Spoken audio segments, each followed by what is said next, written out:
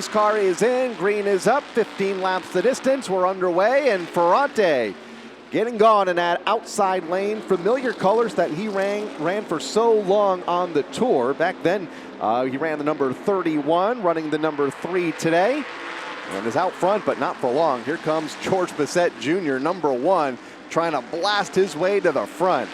He powers his way to the inside lane. George Bissett Jr. makes his presence known. Meanwhile, it appears that the Salicardi car drops off the pace back up front.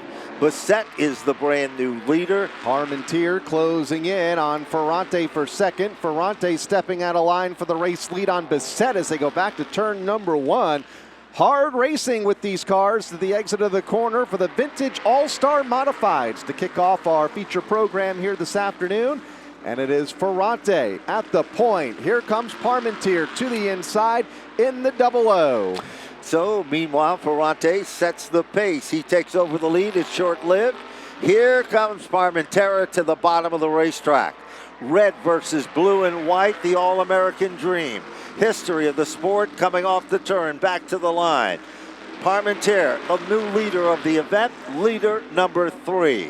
That challenge taking place as our second place car, Ferrante, to the inside of a lapped automobile that went way up the hill. And that, of course, was John Mayberry. Mark Parmentier will pick up the win in the 00 here in the Vintage All-Star main event. With the snap of the wrist, the double greens are flying. Evenly matched to the bottom. All of a sudden, Marcotte's car does not come up to speed. He drops to the tail end of the field, but back up front. Heavy action heading at the front of the field. As they work their magic back to the stripe, it will be Talman in command. Caution flag is out.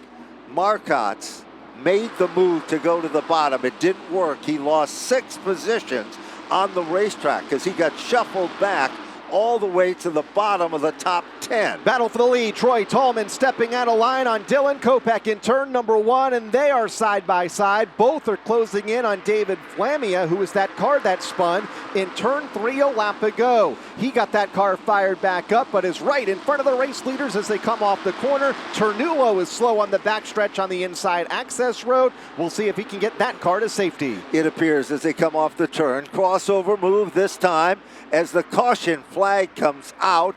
It is the Ternulo machine that brings out the caution behind the safety services ambulance at the center of the infield. Talman breaks away at the front. Here's Flynn to the inside of Kopech for the runner-up position. Then it's going to be corner and fourth. Jarvis out of shape, gets into David Arute, and everybody else seems to avoid them.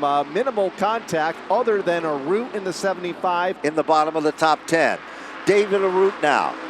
Took a peek to the inside. Didn't want to go there. Battle for the lead off turn number 4. Here comes Flynn to the inside of Talman for the top spot, just in front of David Arute, who tucks that car to the inside just behind Flynn as they are still nose to nose for the top spot up the back straightaway. Third different leader of the event. It was short-lived, but let's see what's going to happen.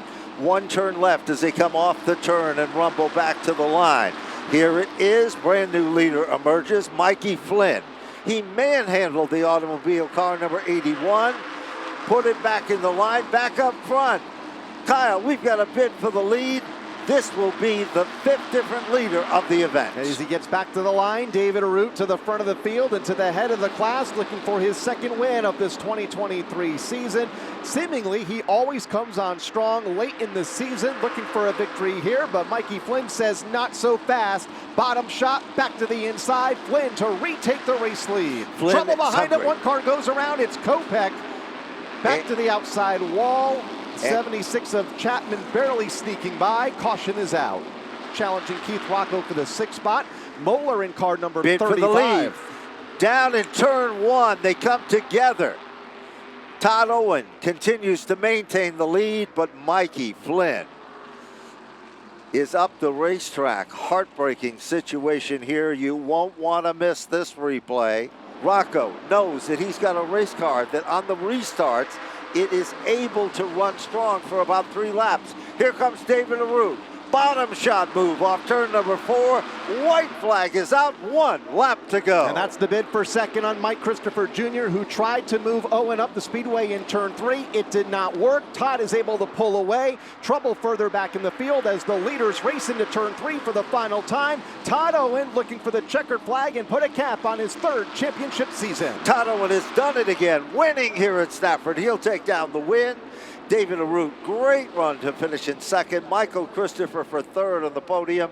Green flag is up. We are underway, and it's going to be Nicholas Hovey leading the field into turn number 1 for the first of 20 laps in this, the SK Light Invitational event for non-winners here during this 2023 season. Nick Hovey doing a great job setting a blistering pace at the point. Meanwhile, what a scaggle of cars coming off turn number 4. Down to the inside of the racetrack, it was Joey Farino in the Metro Door machine. Somehow he gathered it back. Wicked Power Sports machine trying to go up the hill. Trouble now. We've got one that made contact with the wall. Paul Akari in the 55 car. Solo incident. Paul Akari was hoping for a big run here today with that number 55 car. Dean Lambros on the back bumper of Nicholas Hovey for the top spot. Just in front of Sammy Anderson, who's beginning to lose ground in 3rd. Here's Lambros to the inside. Trouble. Lambros out of shape. He saves it. They stack up behind them, though. Brandon Michael involved in the incident in the 74 and Cassandra Cole in the 09.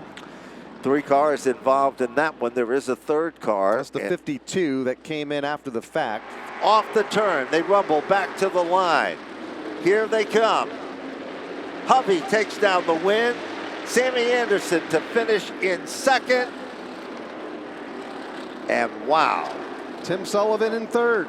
The NAPA Fall Final is under the green flag. Woody Pitcat and Glenn Reen bring the field of 30 cars to turn 1 for the first time. They're doubled up 2 by 2. Nobody stepping out of line. Down the back straightaway.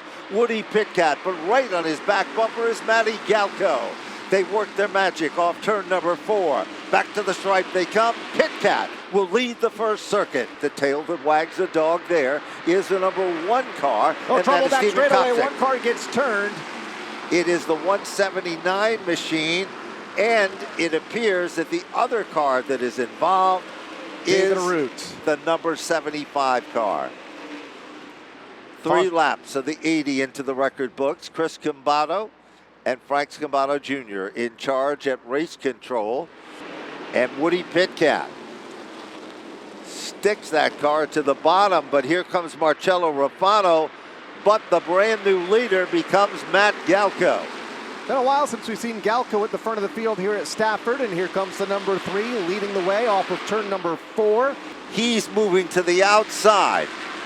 Oh, trouble further back. Marcotte goes around, had some help from Flynn, and Reen was in that mix as well, and they're still crashing here on the front stretch with Bissett and Byrne. So there was action at both ends of the racetrack. Bissett's car come to a screeching halt just to the right of the start-finish line. Window net down for George Bissett Jr. Helmet is quickly off, and he is It looks like his day is about to end. He has been struggling with that. 44 of the 80 now complete. 36 laps to go, and a challenge up front for the lead. Here comes Matt Hirschman to the inside for the top spot over Matt Galco, who has to settle for 2nd. Trouble front straightaway, 1 car spins. It's Glenn Reen again in the 10A. And like you said earlier, when it's not your day, it is not your day. And this is incident number 3 now. Hirschman's already down and away, 2 tires. He's going to win the race off pit road. Mike Galco's still in his pit. They're still trying to get the left rear on the car. I talked with Stash Vitova just before the pit stop. Galco very happy with the car, but they are losing time here on pit road. Matty Galco is coming to the front of the field like the hot knife through butter. Back up front, about to take a slice out of position number 1. Looking for the title in the 10th season. Matt Hirschman will be the champion and win $15,000 here at Stafford for the NAPA Fall Final.